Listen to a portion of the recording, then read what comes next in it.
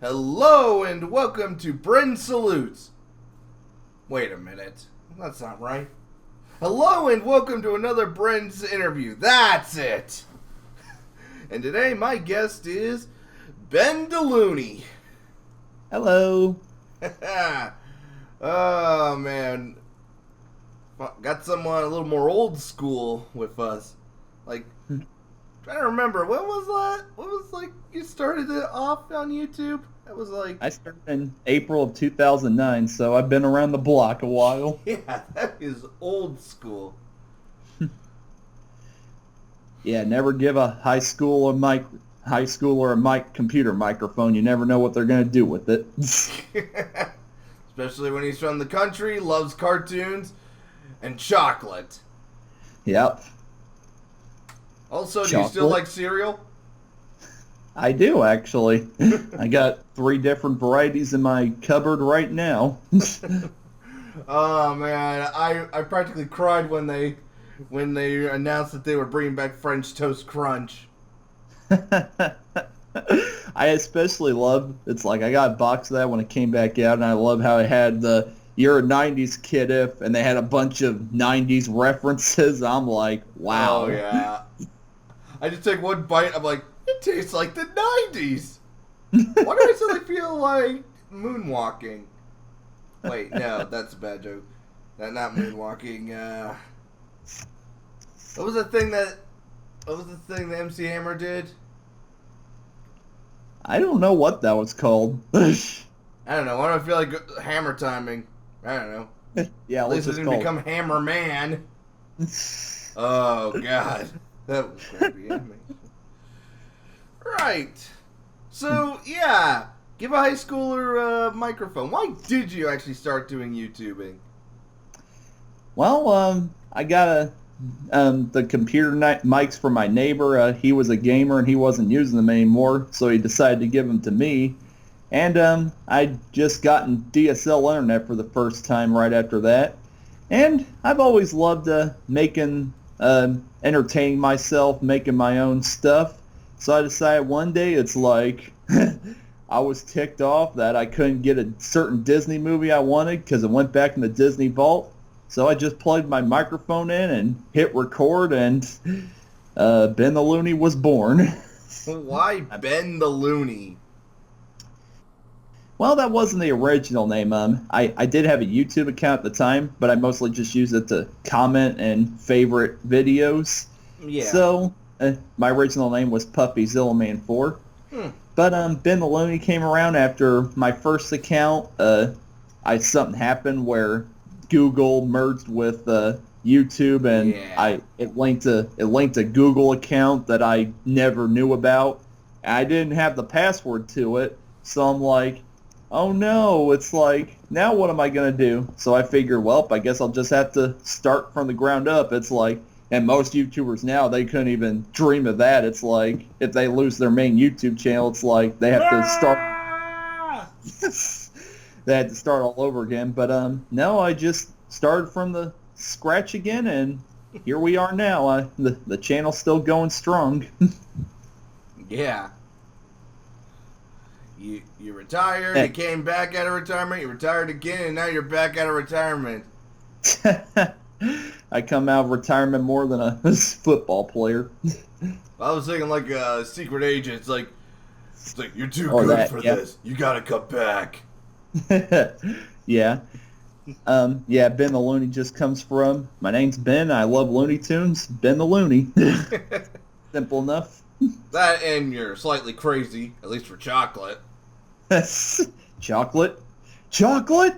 Chocolate! Oh god. Yeah, I was an early fan of your work, and yeah, you got me to appreciate actually animation a little more. You're one of the first people who were doing that. Mm-hmm. At least as far as I can remember. Yes, I came before Mr. Enter. Actually, yeah, a lot of people think that Mr. Enter was like the evolution of you. Wrong. How does that make you feel?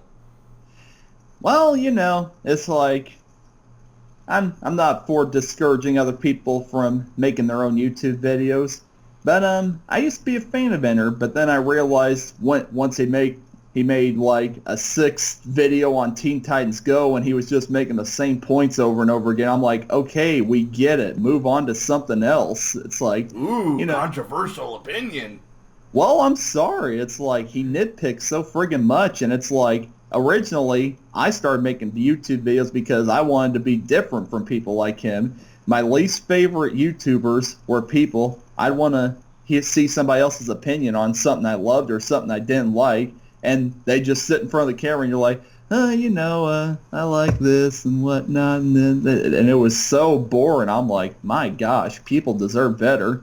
So I decided to make a persona for myself and be completely wacky and entertaining, combine a wacky cartoony humor with reviewing, and that's how I evolutionized into what I became.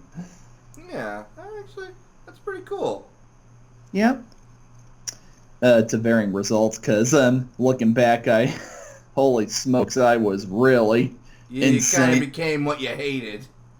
Well, it's like I got super crazy and I exaggerate my opinion for comedic effect, and that came off wrong to a lot of people, and it's like... And you also had a few controversial opinions. Let's see, there's the Looney Tunes show, Adventure Time. Regular show. Well, actually, I don't particularly like the regular show, but that's because I don't like the asshole main characters that much. Right. I mean, the only exception is Cartman from South Park, but that's usually because he's way over the top, and he does get his comeuppance when he needs to. Right. Well, yeah, I think that was the first time I learned the internet is a scary place when when I found out, holy crap, people actually really take their cartoons seriously. Cartoons are serious business, just like card games. It's like I got death threats for my videos on Adventure Time and regular show. Ouch. It's like, they were like, how dare you? I'm like, wait, people actually like these shows? I'm not going to lie. You kind of made it so I didn't watch Adventure Time for the longest time. It wasn't until Doug Walker did a video on how cartoons have changed, and he used Adventure Time and explained some of the meanings, and I'm like, whoa, did I miss that? Oh, I'm sorry. I was never trying to ruin anything. No, it's okay. It was a great delight to finally go back and finally enjoy it. So, did any of your opinions of those shows change? Well, I'd like to think that most of my opinions on the cartoons I reviewed back then were mostly exaggerations. It's like, I just took them far for comedic effect, but most of the time I just not a fan. It's like, rarely did I run into some that completely made me super angry, because at the end of the day, it's just media. It's not hurting anybody or anything, so no point in getting mad at it. I suppose. Well, except modern day Family Guy, which is either really offensive or boring. If you ask me, I think I'd rather be offended by a comedy, because at least I'm feeling something. Right.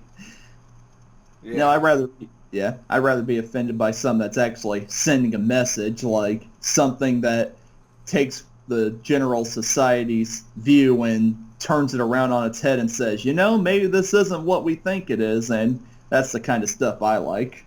Yeah. Send out a message and make people think about what is going on in the world. So yeah, you're now also an animator, sort of. For the most part, basically, internet animation is a crapshoot when you go into it.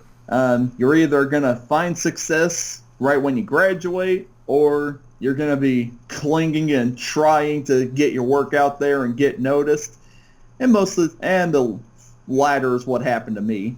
So I tried to make animation work out for the most part on YouTube, and my cartoons didn't catch on. So I had to find a daytime job, and so now I just make speed draws on the side. And if my YouTube subscribers are starting to go up recently, so... Well, that's because the whole animation story time as a genre is starting to pick up. Well, that's cool. Yeah, people like, The Odd One Out, Domix, X, Aiden, animation, they're all, stuff like where they're telling a story with animation. Yeah. Yeah, it's starting to become bigger. Well, that's cool. Actually how I rediscovered you. Right. Yeah.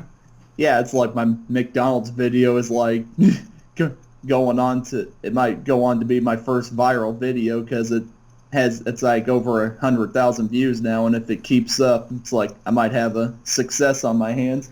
Yeah, let's face it. People love crazy McDonald's stories. It's true. It's like I was inspired by other McDonald's stories, and I was like, I had my own experiences. I might as well tell my stories. And I think anyone who's worked in the fast food industry has at least one story of either a jackass customer or a customer who does something so outrageous it's like someone has to say, "You're making that up." Nope. My stories are completely 100% honest.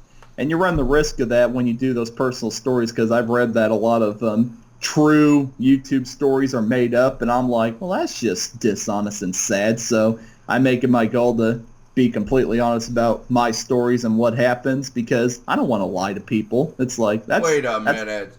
How do I know if you're not lying right now about being 100% truthful? Oh no, I found out. No, it's like, you can, for the most part, people from the country are honest, and if my accent doesn't give that away enough, then it's like, I don't know, that's all I got going for me. It's like, you must trust me. I have the accent. Yeah. But yeah, on serious, yeah, but just on serious note, it's like, I never try to make it my goal to lie to people. It's like, because most of the time, the true stuff is crazier than the made-up stuff, so. Yeah, it's... Nowadays, it's hard to believe. It's like whenever I see a news story or something outrageous, I actually have to stop from them and say, "Is this true or not?" It's hard to tell. Yeah, you can't trust the news. It's like, you gotta keep in mind that the news is a entertainment outlet, so they always pick the most. Now it is. Yeah, they always pick the most controversial stories to showcase, and of course, they only report what they want you to hear. So you got your own proper research to find the truth. Yep. So, what would you say is like your favorite video you've done, both either in your modern Ben the Looney or maybe your past one? Well, since I've always loved to make cartoons and that was always my main goal, I'm really happy with my Daisy and Dexter episodes. It's like, they didn't get the views I wanted them to get, but, it's like, I'm happy I made them. They're my babies, and it's like, that was always my dream to make them come to life. And while I didn't get a chance to turn that into an ongoing series like I planned due to my life, due to what's going on in my life right now, it's like, I think if my YouTube career kicks off, and I'll be able to revisit them and turn them into something I always wanted. Hey, at least you can say you tried. Yeah, it's like, that's why I always encourage young artists to do. It's like, don't be discouraged. It's like, just try to live out what you've always wanted to live out. It's like, don't let anybody tell you otherwise, and don't let anything stop you. As long as you make an effort to make your dreams come true, then good things should come your way. Also, don't go to a for-profit art school. Yeah, that was my biggest mistake. Well, it's like, Well, it's like, I grew up in a small town, so it's like, you think, oh, I go to college and you graduate and life is all peaches and sunshine, but nope. And sunshine and lollipops. And in my defense, it's like, I went there, and of course, everybody was nice, all the teachers, they had artwork up on the board that was professional quality, and then you go there, and I'm like, oh, I made a terrible mistake. Yeah, let's see. What was it? You were animating, moving a cube, and then doing a walk cycle in 2 weeks. I think we've skipped some steps there. Yeah, I'm like, I don't know much about animation, but I'm pretty sure you skipped a couple of steps. Like an entire textbook. Is that what happened? Like, you're supposed to go through, like, we start here, we go to the textbook, and someone deleted that. Well, yeah, it's what's really frustrating is we got charged $50 a class for Richard Williams, the Animator Survival Kit, and I'm like, why am I being charged for a book I have a physical copy of? Because I got that book before I went to college, and yet they were still charging me for it. And I'm like, this is some bull crap. Wow. Yeah. Wow, that is bull crappier than an entire field full of bulls. Yes. Yeah. School was a ripoff, plain and simple. Yeah, at least the one you went to just, oh my god. I hope you have more crazy stories. Yeah. Don't want to spoil them all in one sitting, so somewhere down the line I'll we got ourselves a sneak peek with the textbook. Oh yeah, there's still crazy college stories left to tell. Including with Jackass McDouchey and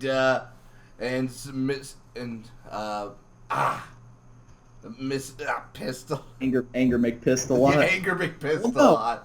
Well, what's crazy is I have a whole batch of roommate stories, but then I have a whole batch of college stories. So you'd think, oh, going to college and then going home, it's like you think one would be bad and one would be good. No, they were both bad. It's like... my God, yes.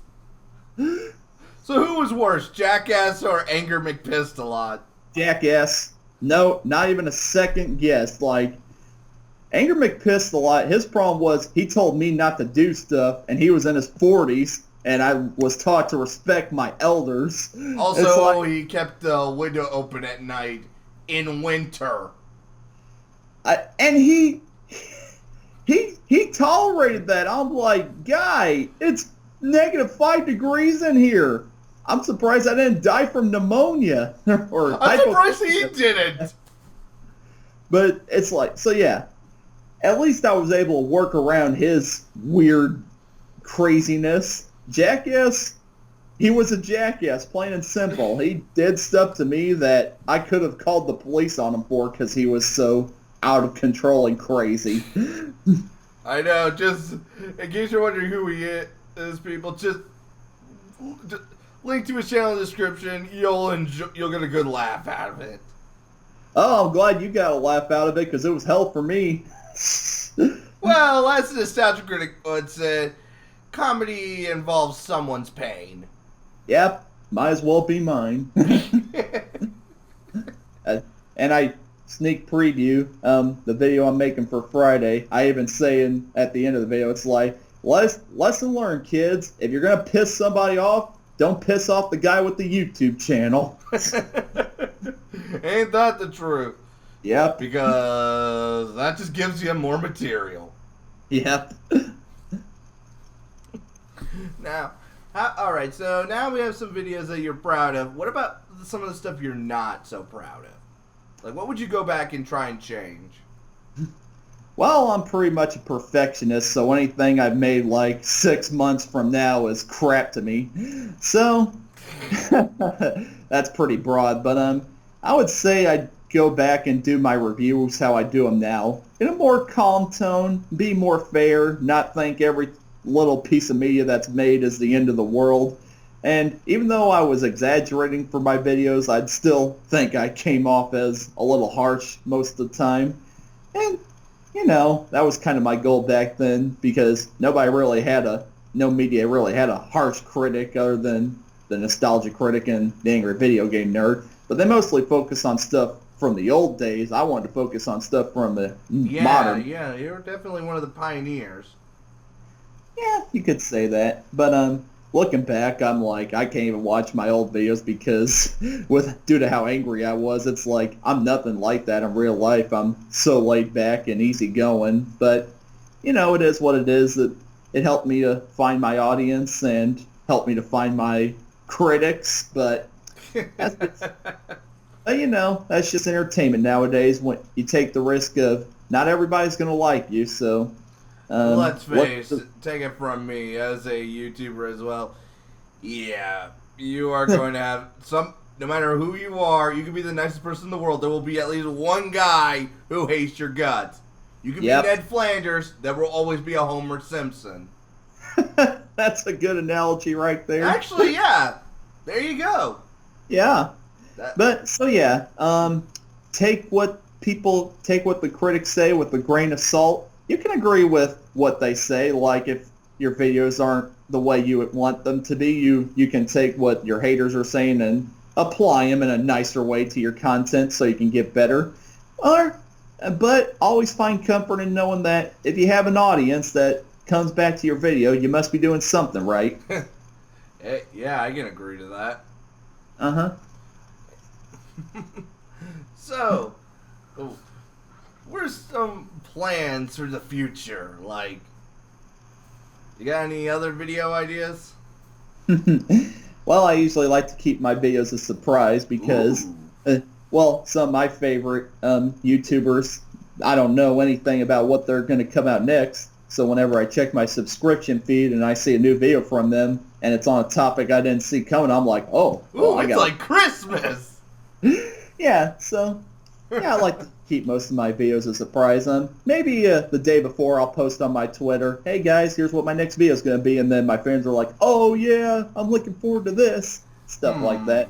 But generally, I'm very bad at playing videos. I rarely plan videos ahead of time, so generally I don't know until like the week of what kind of video I'm doing. I'm kind of like the South Park guys that way, where they I mean, they make an episode in 3 days. Now that's impressive. Yeah, and like I don't know how they do it, but well, that's because the animation is designed to be cheap and easily replicated, and they do all the voices. So yeah, it takes them like 1 day to write the script. So I'm like, that's impressive. 1 day to write the script, 1 day to animate it, 1 day to voice it. Yeah, that's crazy. So I generally it takes me a short time to plan what the next video is gonna be. But I just plan on doing what I'm doing right now, doing reviews, personal stories with my speed draws, and maybe I introduced a new series called Real Talk, where I talk about stuff that matters. That's what the catchphrase is. Like, let's sit down. Real talk. Yeah. So I just use that series to talk about serious topics and give my point of view on what it is, and yeah, I just plan on make it smooth sailing from here. Just keep on doing what I'm doing. People seem to like my speed draw story videos, so I'll just keep up with those, and hopefully my channel goes somewhere to the point where I'll be able to put more time and effort into go back to making cartoons again, because that's always what I really wanted to do. Aw, yeah. But then if you don't work at McDonald's, you're not gonna have more crazy McDonald's stories. Believe me, I've seen a lot in 1 year that I can get 1 or 2 more videos out of. I know, I'm just being funny. But if I want to make a request for you to review an anime, if I had to give you one, you ever heard of one called Log Horizon? What was that? Log Horizon? Log Horizon. Log Horizon, okay. You ever see Sword Art Online? No, I've heard some people who tell me to watch it, and then another group of people who tell me to don't watch it, so... Yeah, my recommendation, I'd skip out Sword Art Online, go with Log Horizon. Log Horizon's basically Sword Art Online, only much better. In terms of character, story, action. I mean, it's the standard, you're sucked into an MMO and you're trapped in there, but they go in a whole no direction. Like, for instance, when you die, you respawn. Yeah. Of course, there's a bigger price to pay with that, which I won't spoil. I mean, because they discover this whole thing, like, I think, second, third episode. So, yeah. Okay, I wrote it down. I'll check it out sometime. If you got Hulu, you can check out both seasons on there, dubbed and subbed. Cool. You did a review of Case Closed. Yeah. You like anime? I love anime. I've been reviewing it for 3 years now. I've got a pretty decent top 10 list. I've seen pretty much most of the essentials. Like now Full Metal Alchemist. Yeah, Okay, Cowboy Bebop. Case closed, obviously. Kill la Kill, Soul Eater. I love that one. Yeah, I'd say I have a pretty good batch of the essentials, the must-see, and then now I'm working into the more obscure stuff. And I find it...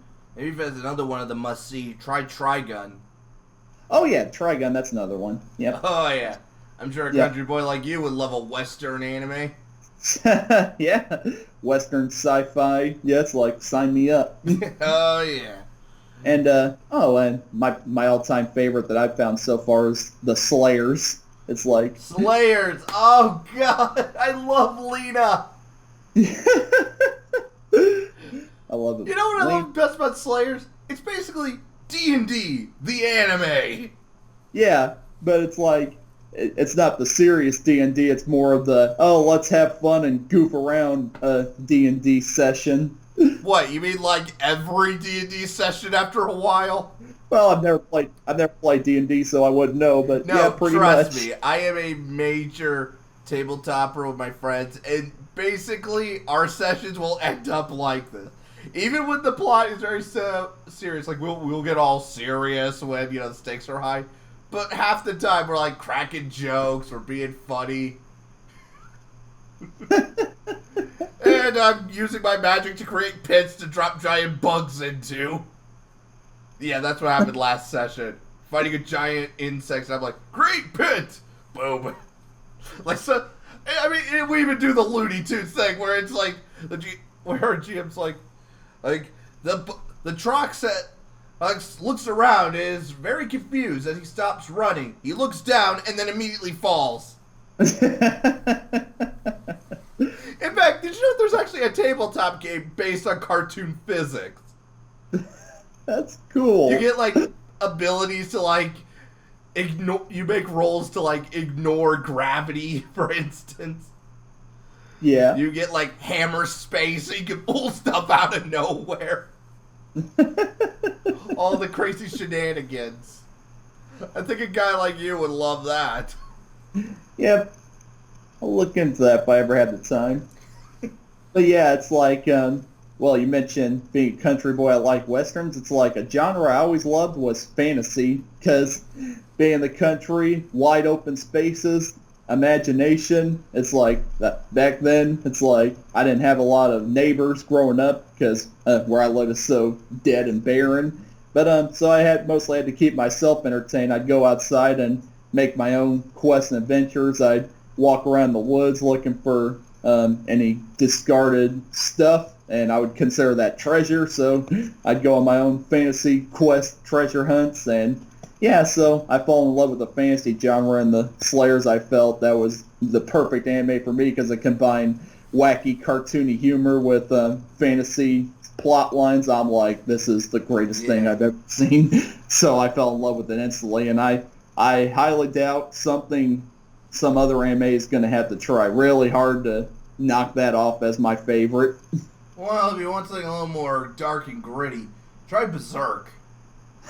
I've heard a lot of people recommend that to me. Yeah, Berserk is like the original Berserk, old school 90s anime, but it was based on European fantasy rather than Japanese, so it's something very different when the Japanese try something outside their historical range. Right. Yeah. No, I'll get to it. Sage's review of it, with the anime Abandon. Yeah. Yeah, I actually saw Sage's top 10 favorite anime, and he saw that was my first exposure to it. It was his favorite. I'm like, wow. It's like, wonder what this show is all about. Well, let's see. It's about a guy going berserk and killing demons. Sign me up. Yeah, you get what you paid for. Yeah. Slayers. Yeah. There's slaying things with dragon powers.